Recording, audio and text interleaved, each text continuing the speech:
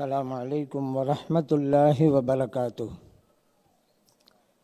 الحمد لله رب العالمين والصلاة والسلام على سيدنا محمد وعلى آله وصحبه أجمعين. وما توفيقي إلا بالله، لا حول ولا قوة إلا بالله العلي العظيم. سبحانك لا علم لنا إلا ما علمتنا إنك أنت العليم الحكيم. சிறப்புமிக்க இந்த மீலாதுன் நபி பெருவிழாவின் தகுதிமிக்க தலைவர் மரியாதைக்குரிய ஹலரத் பெருந்தகை அவர்களே, இந்நிகழ்விற்கு வருகை புரிந்து இந்நிகழ்வை சிறப்பித்து கொண்டிருக்கக்கூடிய நம் உயிரிலும் மேலான கண்மணி நாயகம் ஸல்லல்லாஹு அலைஹி வஸல்லம் அவர்களுடைய புனித குடும்பத்தை சார்ந்த கண்ணியத்திற்குரிய மௌலானா மார்களே, செய்யதுமார்களே, மரியாதைக்குரிய உலமா பெருமக்களே, அன்பார்ந்த பெரியோர்களே, இளைஞர்களே, சிறார்களே, தாய்மார்களே, சகோதரிகளே, இந்த சிறப்புமிக்க நிகழ்விற்கு ஏற்பாடு செய்திருக்கின்ற அகில இலங்கை சூஃபிச ஆன்மீக பேரவை மற்றும் அகில இலங்கை மஜ்லிஸுல் உலமா பேரவையை சார்ந்த போற்றுதலுக்கும் பாராட்டுதலுக்கும் உரிய நிர்வாக பெருமக்களே, புனிதமான நிகழ்வில் நம்மையெல்லாம் பங்கெடுக்க செய்து நல்லதை சொல்லவும் கேட்கவும் வாய்ப்பளித்த எல்லாம் வல்ல இறைவனை போற்றி புகழ்ந்து எனதுரையை தொடங்குகின்றேன். கண்மணி நாயகம் ஸல்லல்லாஹு அலைஹி வஸல்லம் அவர்கள் ஆன்மீக தலைவராக திகழ்ந்தார்கள் என்பது மட்டுமல்ல, அகிலமே வியக்கின்ற அளவிற்கு அரசியல் தலைவராகவும் சிறந்து விளங்கினார்கள் என்பதை ஒரு சில தகவல்களை உங்களுக்கு கொடுத்து விளக்க விரும்புகிறேன். நபி ஸல்லல்லாஹு அலைஹி வஸல்லம் அவர்கள் அந்த நாட்டிற்கு தலைவராக இருந்த நேரத்திலே, மன்னராக இருந்த நேரத்திலே, நாட்டு மக்கள் அத்தனை பேரும் ஒற்றுமையாக வாழ வேண்டும் என்பதிலே கவனம் செலுத்தினார்கள். குடி உரிமை பெற்ற அத்தனை பேரும் மகிழ்ச்சியாக வாழ வேண்டும், அவர்களுக்கு மத்தியிலே எந்த பிணக்கும் ஏற்படக்கூடாது என்பதிலே அக்கறை காட்டினார்கள் நபிகள் நாயகம் ஸல்லல்லாஹு அலைஹி வஸல்லம் அவர்கள். ஏனென்றால் ஒன்றாக வாழ்வது வேறு, ஒற்றுமையாக வாழ்வது வேறு. இன்றைக்கு பல இடங்களிலே ஒற்றுமையாக வாழ்கிறார்கள், ஒன்றாக வாழ்கிறார்கள் என்று இரண்டையும் நாம் எடுத்துக்கொண்டால் அதிலே ஒரு வித்தியாசம் இருக்கிறது. காரணம், ஒன்றாக வாழ்வது என்பது பல இடங்களிலே நாம் பார்க்கிறோம், ஒற்றுமையாக வாழ்வது என்பதை சில இடங்களில் தான் நாம் பார்க்கிறோம். காரணம், ஒன்றாக வாழ்வது பக்கத்து வீடு எதிர்த்த வீடு எல்லாம் நம்ம ஆட்கள் தான், ஒன்றாகத்தான் வாழ்ந்துகிட்டு இருக்கிறோம். ஆனால் ஒற்றுமையாக இருக்கிறோமா? இதுதான் பிரதானமான கேள்வி. இதில் அதிக கவனம் செலுத்தினார்கள் நபிகள் நாயகம் ஸல்லல்லாஹு அலைஹி வஸல்லம் அவர்கள். ஆகவேதான் இறைவன் சொன்னான், வஅதஸிமு பிஹப்லில்லாஹ், அல்லாஹ்வின் கயிற்றை பற்றி பிடித்துக் கொள்ளுங்கள். இங்கே அல்லாஹ்வின் கயிறு என்று சொன்னது ஒற்றுமையைத்தான். ஒற்றுமையை பற்றி இறைவன் குறிப்பிடும்போது ஏன் கயிறை உதாரணமாக காட்டினான் என்றால், ஒற்றுமையாக இருந்தால் உங்களுக்கு நல்லது, ஒற்றுமை இல்லை என்றால் அதனுடைய விளைவும் உங்களுக்கு ஏற்படும் என்பதை காட்டுவதற்குத்தான் இறைவன் கயிறை உதாரணமாக காட்டினான். காரணம், ஒரு கிணற்றில் தண்ணி அள்ள விரும்புகிறோம்னு வச்சுக்கிறோங்க, வாளியில் கயிறை கட்டி தான் கீழே விடுவோம். இந்த நேரத்தில் கயிறு பலமாக இருக்கணும், அப்போ தான் நமக்கு தண்ணி கிடைக்கும். அந்த கயிறு பலவீனமாக இருந்தால் தண்ணி எடுக்கும்போது அருந்துரும், அருந்துட்டா தண்ணி கிடைக்காது என்பது மட்டுமா? இல்லைங்க, வாளியும் சேர்ந்து கணத்துக்குள்ளே போயிடும். இங்கே தண்ணீரும் கிடைக்கல, நஷ்டமும் ஏற்படுகிறது.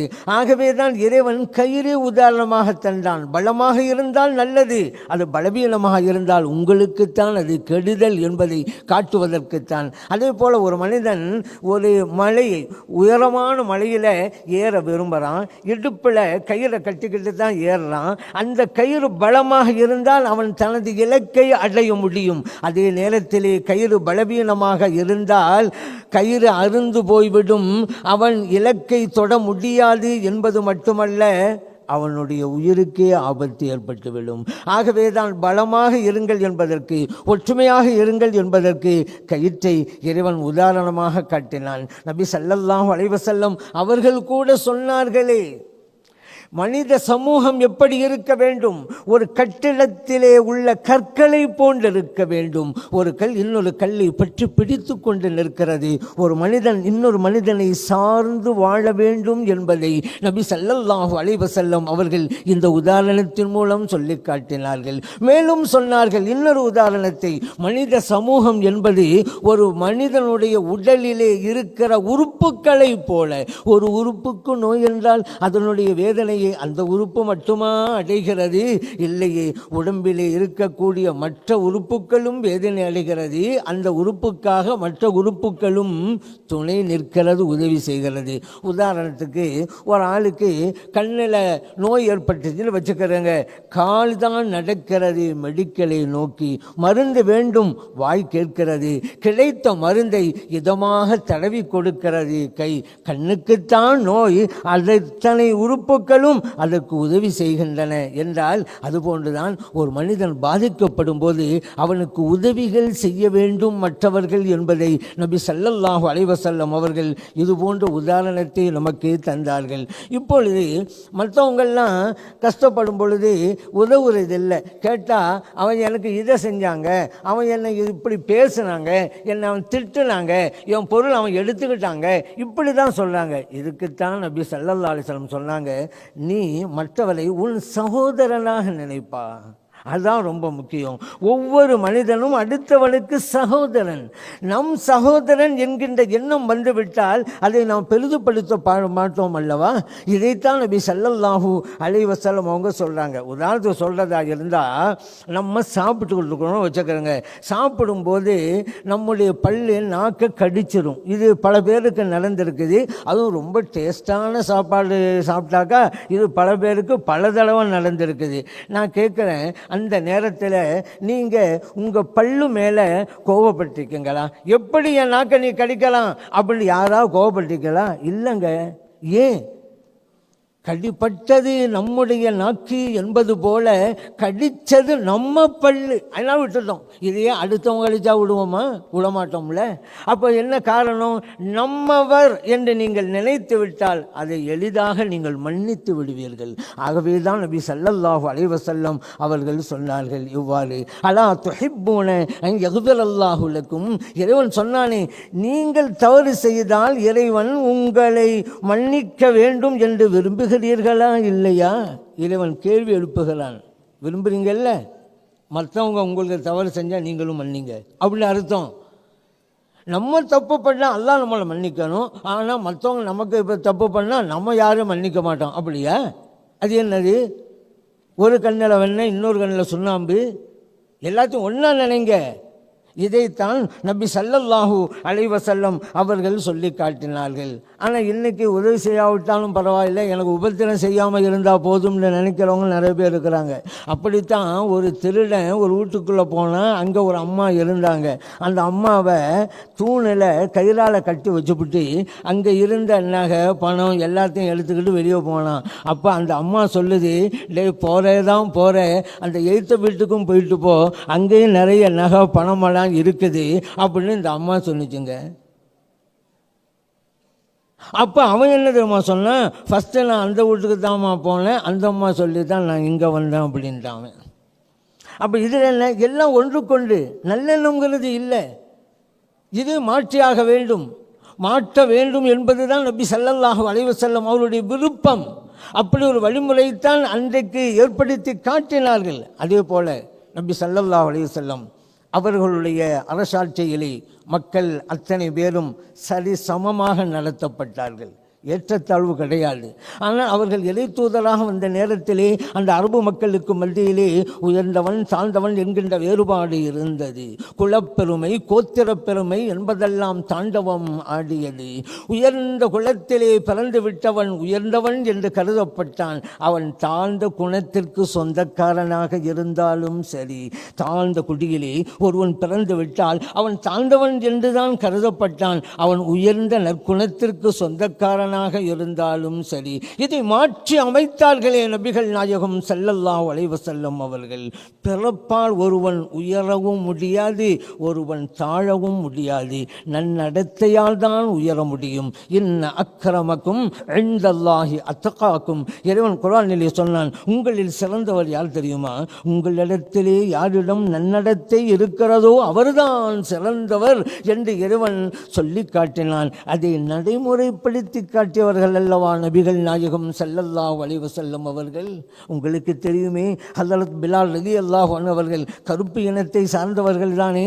ஆனால் அவர்களை உயர்ந்த குலம் என்று அக்காலத்திலே மதிக்கப்பட்ட குறைஷி தலைவர்களெல்லாம் செய்யதனா எங்கள் தலைவரே என்று அழைக்கிற அளவிற்கு சூழ்நிலையை மாற்றிவிட்டார்களே நபிகள் நாயகம் ஸல்லல்லாஹு அலைஹி வஸல்லம் அவர்கள்.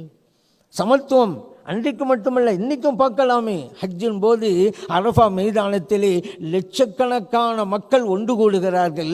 அங்கே நிறம் வேறுபாடு இல்லை, மொழி வேறுபாடு இல்லை, கலர் வேறுபாடு இல்லை, நாடு வேறுபாடு இல்லை, பொருளாதார ஏற்றத்தாழ்வு வேறுபாடு இல்லை. எல்லோரும் சமத்துவமாக இருக்கிறார்கள். மாபெரும் சமத்துவ மாநாட்டை பார்க்க வேண்டுமா? அரஃபா பெருவெளியிலே நாம் பார்க்கலாம். யாராவது வித்தியாசம் இருக்குதா? எவ்வளோ அழகான ஒரு வழிமுறையை தோற்றுவித்தார்கள் நபி ஸல்லல்லாஹு அலைஹி வஸல்லம் அவர்கள். இப்போ கூட பாருங்களேன், பள்ளிவாசலுக்கு வந்துட்டா தொழுகைக்கு ஒவ்வொரு அணியாகத்தான் நின்று தொழுவாங்க. சஃப்னு அரபியில் சொல்லுவோம், தமிழில் அணின்னு சொல்லுவோம். இதில் தொழிலாளியாக இருக்கக்கூடியவர் ஆரம்பத்தில் வந்துட்டா முதல் அணியில் அவர் இருப்பாருங்க.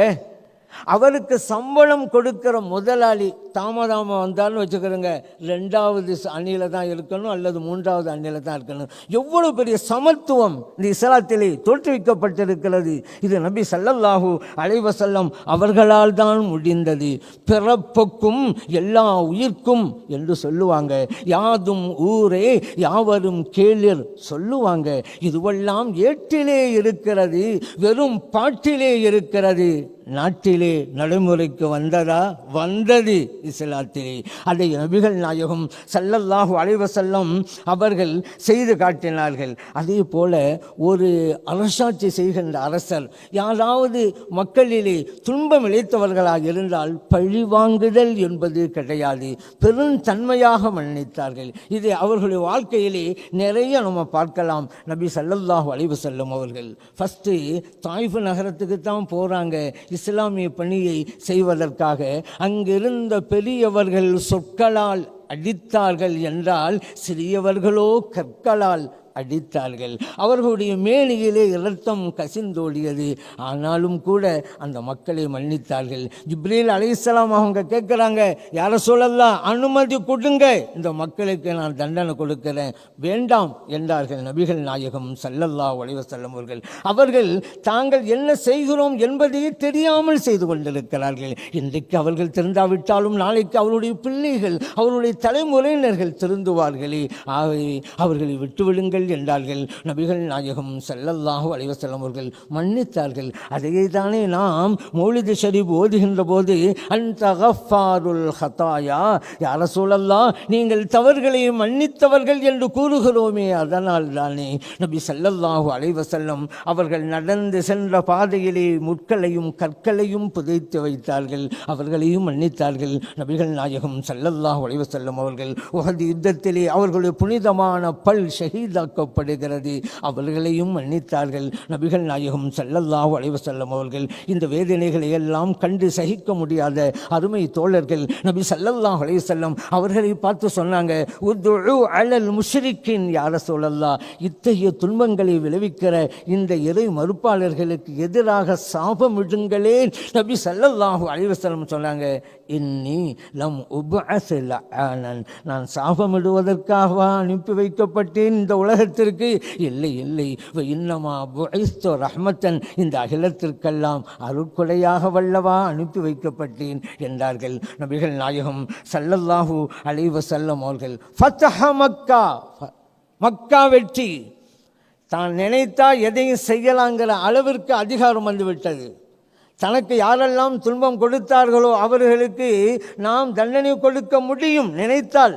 ஆனால் அந்த மக்களையும் எவ்வளோ அழகாக மன்னிச்சாங்க தெரியுமா? நபி ஸல்லல்லாஹு அலைஹி வஸல்லம் அவர்கள்.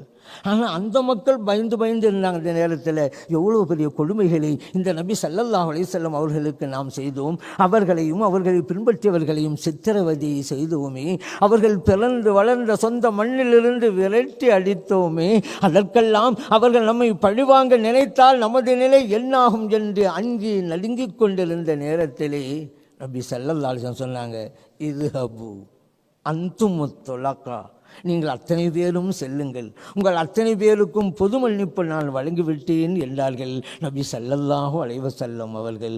ஆகவே தானே நாம் சொல்கிறோம் மௌலிது ஷரீஃபிலே, அன்த கஃபாருல் ஹதாயா, யா ரசூலல்லாஹ், தாங்கள் தவறுகளை பாவங்களை மன்னித்தவர்கள் என்று நாம் கூறுகிறோம். நபி ஸல்லல்லாஹு அலைஹி வஸல்லம் அவர்கள் மற்றவர்களுக்கு இந்த உலகத்திலே ஆட்சி செய்து கொண்டிருக்கக்கூடிய எல்லா தலைவர்களுக்குமே முன்மாதிரியாக வாழ்ந்து காட்டினார்கள். லகத் கான லக்கும் ஃபீ ரசூலில்லாஹி உஸ்வத்துன் ஹஸனா, இறைத்தூதர் ஸல்லல்லாஹு அலைஹி வஸல்லம் அவர்களிடத்திலே உங்களுக்கு அழகிய முன்மாதிரி உண்டு. குடும்ப வாழ்க்கையிலே முன்மாதிரி உண்டு, ஆன்மீக துறையிலும் முன்மாதிரி உண்டு, அரசியல் துறையிலும் முன்மாதிரி உண்டு. அதனால் தான் நபி ஸல்லல்லாஹு அலைஹி வஸல்லம் அவர்கள் இப்படி செய்து காட்டினார்கள். எவ்வளவு பெரிய கொடுமைகள் செய்யட்டுமே, மன்னித்தார்களா இல்லையா? இன்னா செய்தாரை ஒருத்தல் அவர் நாண நன்னையும் செய்துவிடல் என்று வள்ளுவன் சொன்னதற்கு இலக்கணமாக வாழ்ந்து காட்டிய பெருமை கண்மணி நாயகம் ஸல்லல்லாஹு அலைஹி வஸல்லம் அவர்களுக்குத்தானே உண்டு. யாராவது உனக்கு தீங்கு செஞ்சுட்டா அவனை நீ பழிவாங்க நினைக்கிறியாப்பா, அவன் வெட்கப்படுற அளவுக்கு அவனுக்கு நல்லது செஞ்சிரு.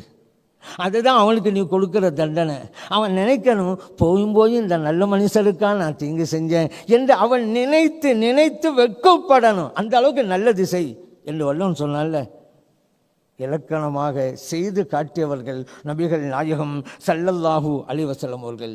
எல்லாமே பயந்து நலுங்கி அந்த நேரத்தில், ஏங்க என்னை பார்த்து பயப்படுறீங்க, இன்னமா அன இப்னு இம்ரஅத்தின் கானத் தஅக்குலுல் கதீத், காய்ந்த ரொட்டி துண்டை மாமிசத்துண்டை தின்று வளர்ந்த ஒரு சாதாரண பெண்மணியின் மகன்தான் நான்.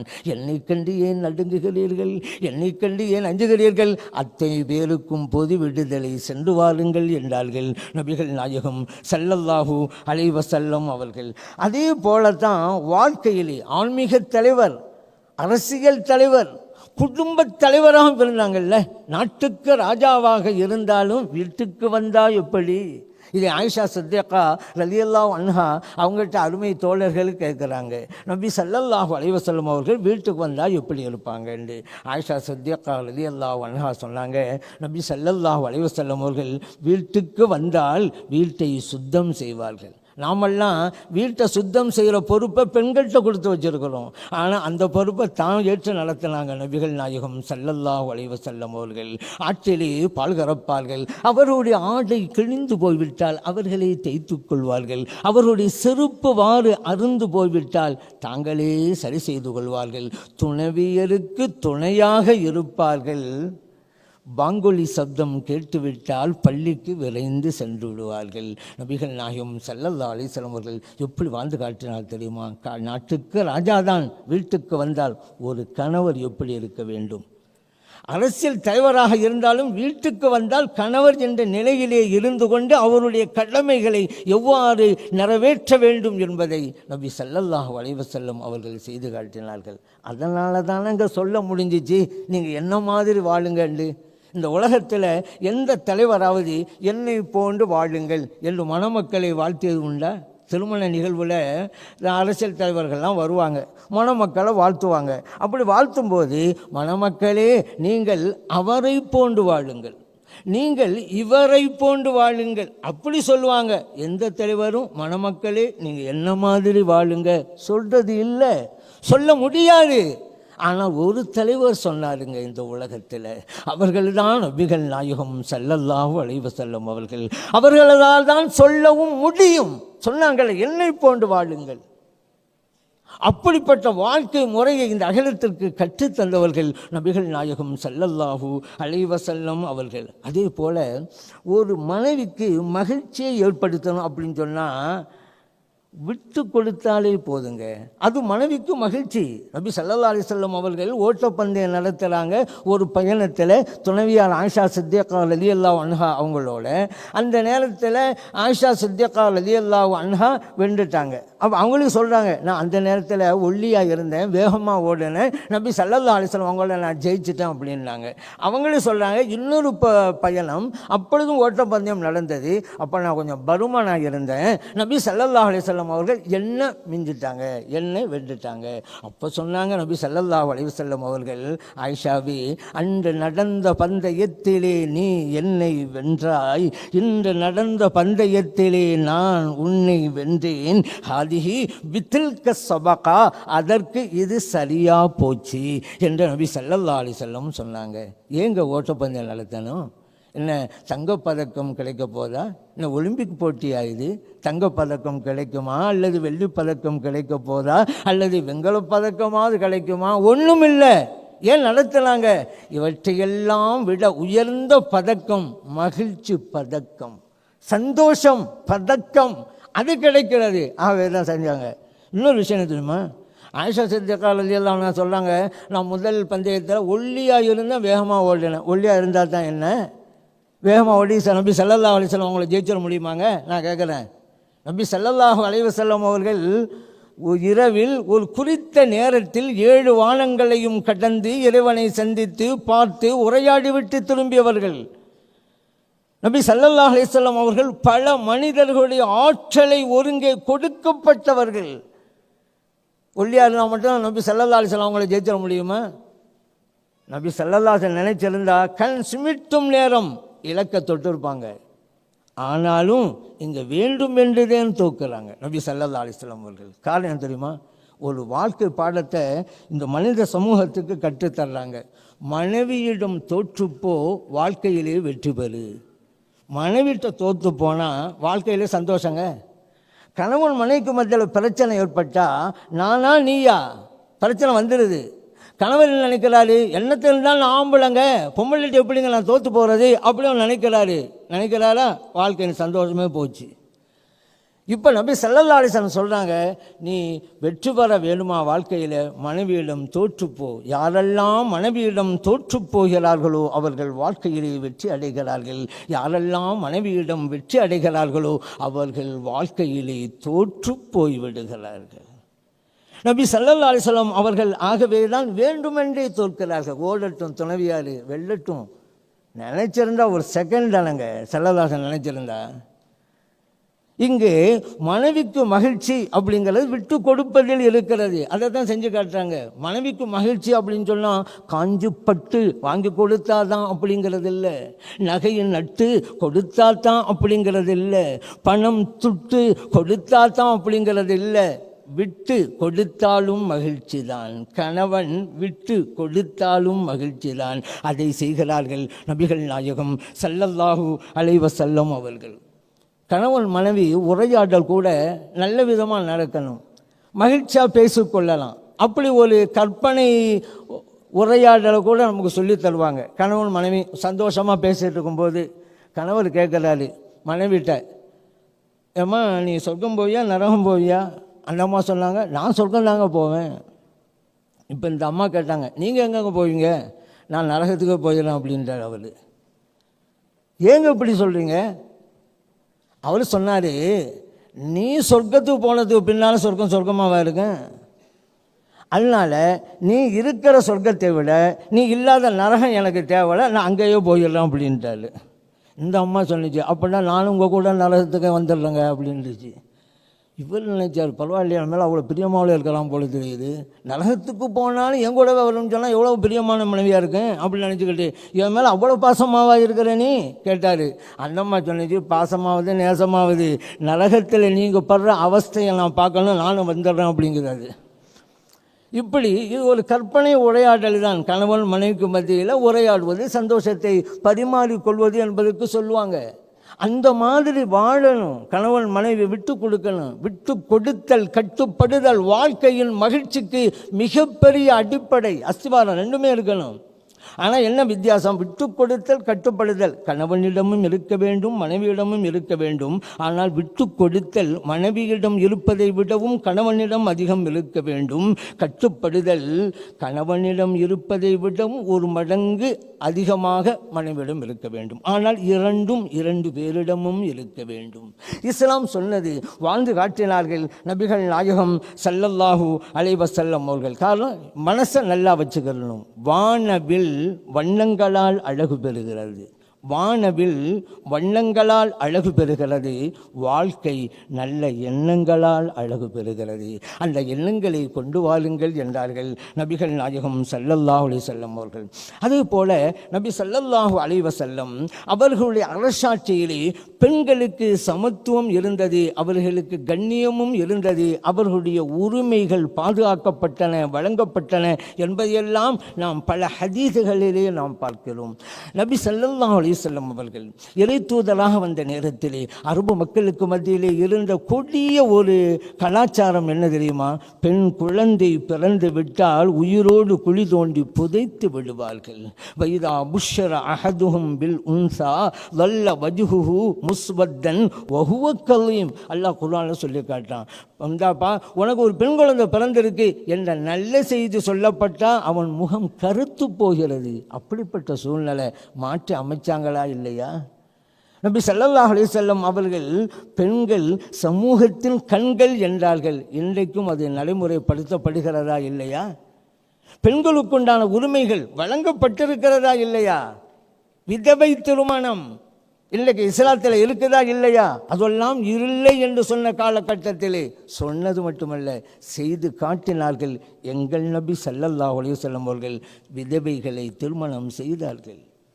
சொத்துரிமை அதெல்லாம் இப்போது உலகம் தழுவிய அளவிற்கு பெண்களுக்கு சொத்தில் பங்கு இருக்குங்கிறதெல்லாம் இப்போ தாங்க சட்டமாக இயற்றப்பட்டிருக்கிறது. இந்தியாவிலே கூட சில வருடங்களுக்கு முன்னால் தான் பெண்களுக்கு சொத்திலே பங்கு உண்டு சட்டம். இப்போது அதற்காக எத்தனை கோரிக்கைகள், அதற்காக எத்தனை வேண்டுகோள்கள், எத்தனை போராட்டங்கள். ஆனால் 1400 ஆண்டுகளுக்கு முன்பாக பெண்களுக்கும் சொத்திலே பங்குண்டு என்று சொன்னவர்கள் அல்லவா நபிகள் நாயகம் ஸல்லல்லாஹு அலைஹி வஸல்லம் அவர்கள். அப்படி ஒரு சட்டத்தை இயற்றியவர்கள் அல்லவா அவர்கள். எந்த காலகட்டம் அது? பெண்களுக்கு சொத்தில் பங்கு வேணும் என்று கோரிக்கை விடப்பட்டதா? போராட்டம் நடந்ததா? அப்போது போராட்டம் நடக்கலை என்பது மட்டுமல்லங்க, போராட்டம் நடத்த வேண்டும் என்கின்ற சிந்தனையே எழாத காலகட்டம் அது. அந்த கட்டத்திலேயே பெண்களுக்கும் சொத்திலே உரிமை இருக்கிறது, பங்கு இருக்கிறது என்று சொன்னவர்கள் நபிகள் நாயகம் ஸல்லல்லாஹு அலைஹி வஸல்லம் அவர்கள். எவ்வளவு பெரிய உரிமையும் சிறப்பையும் வழங்கி இருக்கிறார்கள் பார்த்தீர்களா? இந்த குர்ஆனில் கூட நீங்கள் பார்க்கலாம், 114 அத்தியாயங்கள். ஒவ்வொரு அத்தியாயத்திற்கும் ஒரு பெயர் உண்டு. ஒரு அத்தியாயத்தின் பெயர் பெண்கள். சூரத்துன் நிசா. ரிஜால்ங்கிற பேரில் ஒரு அத்தியாயமாக இருக்குதா? இல்லை. பெண்கள் பேரெல்லாம் இறைவன் ஒரு அத்தியாயத்தை இறக்கி வச்சிருக்கிறான். குர்ஆனுடைய 114 சூறாக்கள் எண்ணிக்கை சொல்லிக்கிட்டே வந்தால் நிசா பெண்கள்னு சொல்லி ஆகணும். இன்னும் இந்த இஸ்லாம் என்கின்ற கோட்டைக்குள்ளே முதலாக பிரவேசித்த பெருமை ஒரு பெண்ணுக்குத்தானே கிடைத்தது. ஹதீஜா ரலியல்லாஹு அன்ஹா அவர்கள். அதற்கு பிறகுதான் ஆண்கள் எல்லாம், பெண்ணினமே உங்களுக்கு இருக்கிற சிறப்புக்கு இதை விட வேறு என்ன வேணும்? இஸ்லாம் முதல் நபர் நபி ஸல்லல்லாஹு அலைஹி வஸல்லம் அவர்கள் ஏற்றுக்கொண்டவர்கள் ஹதீஜா ரலியல்லாஹு அன்ஹா. எவ்வளோ சலுகைகள்! அக்கைக்கா கொடுத்தா கூட பெண்களுக்கு சலுகை இல்லை. ஆண் குழந்தை பிறந்தா 2 ஆடு கொடுக்கணும் அக்கைக்கா, பெண் குழந்தை 1 ஆடு தான். சில பேர் தவறாக வழங்குறாங்க. இல்லைங்க, ஆணுக்கு 2 ஆடு கொடுக்கணும் இருக்கு, பெண்ணுக்கு 1 ஆடு. இங்கேயும் பெண்களுக்கு சலுகை. ஏன்? இப்போ 1 ஆடு ஒரு தோராயமாக நான் சொல்கிறேன், 30,000 வச்சுக்கிறேங்க. 2 ஆடு கொடுத்தா 60,000. ஆண் குழந்தை பெற்றவர் 60,000 ரூபா செலவழிக்கணும். பெண் குழந்தை பெற்றாரா, இந்தாப்பா நீ 30,000 செலவழிச்சா போதும், உனக்கு சலுகை. எவ்வளோ பெரிய சலுகை பெண்களுக்கு, பெண் குழந்தை ஈன்றெடுத்தவர்களுக்கு. இப்படி ஒவ்வொரு தொழிலும் பார்க்கலாம். ஆனால் சில சட்டங்கள் பெண்களுக்கு இருக்கும் இஸ்லாத்தில். அவங்க தனித்து வெளியே போகக்கூடாது, ஆண் துணையிடம்தான் போகணும் என்ற சட்டம் இருக்கிறது பெண்களின் நலனுக்காக. இப்படி ஒரு சட்டத்தை போட்டது பெண்களுடைய உரிமை பறிக்கப்பட வேண்டும் என்பதற்காக அல்ல, பெண்களின் உரிமை பாதுகாக்கப்பட வேண்டும் என்பதற்காகத்தான். வெளியே செல்லாதே என்று மார்க்கம் சொல்கிறதா? இல்லை. துணையோடு செல் என்கிறது. ஆற்றிலே இறங்கி குளிக்காதே என்று சொல்லவில்லை இஸ்லாம். ஆழம் தெரிந்து காலை விடு என்றுதான் கூறுகிறது இஸ்லாம். ஆனால் துணையோடு போங்க, அது பெண்களுக்கு கண்ணியத்தை தரும் என்பதால் தான் நபி ஸல்லல்லாஹு அலைஹி வஸல்லம் அவர்கள் இவ்வாறு சொன்னார்கள் என்பதையும் நாம் கவனத்திலே கொள்ள வேண்டும். நபி ஸல்லல்லாஹு அலைஹி வஸல்லம் அவர்கள் தங்களுடைய வாழ்க்கையிலே எப்படிப்பட்ட தலைவராக இருந்து மற்றவர்களுக்கெல்லாம் வழி நடத்தினார்கள் பார்த்தீர்களா? ஒரு அரசியல் தலைவர், நாட்டின் மன்னர் தெருவிலே நடந்து செல்வார்கள். சிறுவர்களை கண்டுவிட்டால் வழியிலே அஸ்ஸலாமு அலைக்கும், அஸ்ஸலாமு அலைக்கும் பார்க்க முடியுமா இந்த காலத்தில்? ஆனால் சிறுவர் பெரியவர் சந்தித்தால் யார் முதலாவதாக சலாம் கூறுவது என்ற நிலை வருகின்ற போது சிறியவர்கள் தான் பெரியவர்களுக்கு சலாம் சொல்ல வேண்டும். இதுதான் முறை. ஆனால் நபி ஸல்லல்லாஹு அலைஹி வஸல்லம் அவர்கள் அதனால் இந்த சிறுவர்கள்லாம் அவங்க சலாம் சொல்லட்டும் எதிர்பார்த்துட்டு இருக்க மாட்டாங்க. தெருவிலே போகின்ற போது சலாம் சலாம், அஸ்ஸலாமு அலைக்கும், அஸ்ஸலாமு அலைக்கும். இப்படிப்பட்ட ஒரு நாட்டை ஆண்ட மன்னரை எங்காவது பார்த்ததுண்டா? நபி ஸல்லல்லாஹு அலைஹி வஸல்லம் அவர்களை தவிர. நபி ஸல்லல்லாஹு அலைஹி வஸல்லம் அவர்கள் சாதாரண ஒரு குடி உரிமை சார்ந்தவர்களோடு கை கொடுக்கிறார்கள் என்று வைத்துக் கொள்ளுங்கள், முசாஃபஹா. நபி ஸல்லல்லாஹு அலைஹி வஸல்லம் அவர்கள் மன்னர், அந்த நாட்டில் இருக்கக்கூடிய சாதாரண பிரஜை, அவரோட முசாஃபஹா செஞ்சால் கூட அவர் தனது கையை எடுக்காத வரைக்கும் தங்கள் கையை எடுக்க மாட்டார்கள் நபிகள் நாயகம் ஸல்லல்லாஹு அலைஹி வஸல்லம் அவர்கள். அந்த முசாஃபஹா செய்யக்கூடியவர் தனது முகத்தை திருப்பாத வரைக்கும் தன் முகத்தை திருப்ப மாட்டார்கள் நபிகள் நாயகம் ஸல்லல்லாஹு அலைஹி வஸல்லம் அவர்கள். அவர் சாதாரண குடிமகனாக இருக்கலாம், ஆனால் அவருக்கும் மரியாதை உண்டு, மதிப்புண்டு என்பதை வாழ்க்கையிலே அமுல்படுத்தி காட்டினார்கள். அதனால் எல்லாத்தையும் குறை சொல்லிக்கிட்டே இருக்கின்ற அவசியம் கிடையாது. சில பேர் குறை சொல்லுவாங்க, ஏன்? அவர்களுடைய பார்வையே குறை பார்வை தான். ஆக நம்ம என்ன செய்ய முடியும்? பொதுவாகவே மனிதர்கிட்ட இருக்கிற ஒரு பண்பு என்ன தெரியுமா? தவற தான் மேலே போட்டுக்கிறது இல்லை, அடுத்தவங்க மேலே தான் போடுவாங்க. இப்படி ஒரு பண்பும் தன்மையும் இருக்குது. ஒருத்தன் வேகமாக போய் கதவுல இடிச்சுக்கிட்டான்னு வச்சுக்கிறங்களேன், கதவு இடிச்சிருச்சியம்மா, நான் இடிச்சுக்கிட்டேன்னு சொல்ல மாட்டான், கதவு இடிச்சிருச்சு. சுவத்தில் போய் முட்டிக்கிடுவான், சுவரும் முட்டிருச்சு அப்படிமா. ஒரு இடத்துல தான் உண்டு ஹால் உண்டு என்று ஒரு முள் அங்கே இருக்குங்க, நேராக போய் அந்த முள்ளுக்கு மேலே காலை வச்சுவிட்டு முள் குத்திருச்சியம்மா. அப்படி சொல்லாதப்பா, முள்ளில் குத்திக்கிட்டேன்னு சொல்லு. முள்ளில் குத்திக்கிட்டேன், கதவுல இடிச்சுக்கிட்டேன், சுவத்தில் முட்டிக்கிட்டேன் அப்படி சொல்லு. ஏன்னா மனிதனுடைய பண்பு அப்படி தான், அடுத்த ஆள் மேலே தான் போடுறது. இப்படி தான் ஒரு ஆள் எல்லாத்தையும் குறை பார்க்குற குணமே இருந்துச்சா, அவர் இந்த குயிலை பார்த்து சொன்னார். உங்களுக்கு தெரியும், இந்த குயில் பார்க்குறது கருப்பாக இருக்கும், ஆனால் குரல் இனிமையாக இருக்கும். அவர் சொன்னார் குயிலை பார்த்து, நீ உன் நிறம் மட்டும் கருப்பாக இல்லைன்னு வச்சுக்க, இந்நேரம் நீ எங்கேயே இருந்திருப்ப. கடலை பார்த்து சொன்னார், உன்னுடைய சுவை மட்டும் உப்பாக இல்லைன்னு வச்சுக்க, இந்நேரம் நீ எங்கேயே இருந்திருப்ப. ஒரு ரோஜா செடியை பார்த்து சொன்னார், உன்னிட்ட மட்டும் இந்த முள்ளி இல்லைன்னு வச்சுக்க, இந்நேரம் நீ எங்கேயே இருந்திருப்ப. இப்படியா சொன்னாரா? அது எல்லாம் சேர்ந்து இவரை பார்த்து சொன்னிச்சு, இந்த பாருப்பா, நீ ஒவ்வொன்றா குறை பார்த்துக்கிட்டே வரலையல்ல, இந்த குணம் மட்டும் உன்னிட்ட இல்லைன்னு வச்சுக்க, இந்நேரம் நீ எங்கேயே இருந்திருப்ப. இப்படி குறை சொல்கிற பழக்கம் சிலரிடம் உண்டு. நிறைவே பாருங்கள், நபி ஸல்லல்லாஹு அலைஹி வஸல்லம் அவருடைய ஒவ்வொரு துறையையும் பாருங்கள், அணு அணுவாக பாருங்கள், துல்லியமாக பாருங்கள். அனைத்துமே மனித சமூகத்திற்கு பலன் விளைவிக்கக்கூடியதாக இருக்கிறது. ஆகவே தான் அகிலத்தின் அருட்கொடையாக அவர்கள் இருக்கிறார்கள் என்று நாம் சொல்கிறோம். அகிலத்திற்கு அழகிய முன்மாதிரி என்று கூட நாம் பிரகடனம் செய்கிறோம். அந்த நிலை இந்த உலகம் முழுவதற்கும் வர வேண்டும் என்று எல்லாம் அல்ல இறைவனை பிரார்த்தித்து வாய்ப்பளித்த நல்லோர்களுக்கு நன்றி கூறி விடைபெறுகிறேன். அஸ்ஸலாமு அலைக்கும் வரஹ்மத்துல்லாஹி வபரகாத்துஹு. لا إله إلا الله لا إله إلا الله لا إله إلا الله لا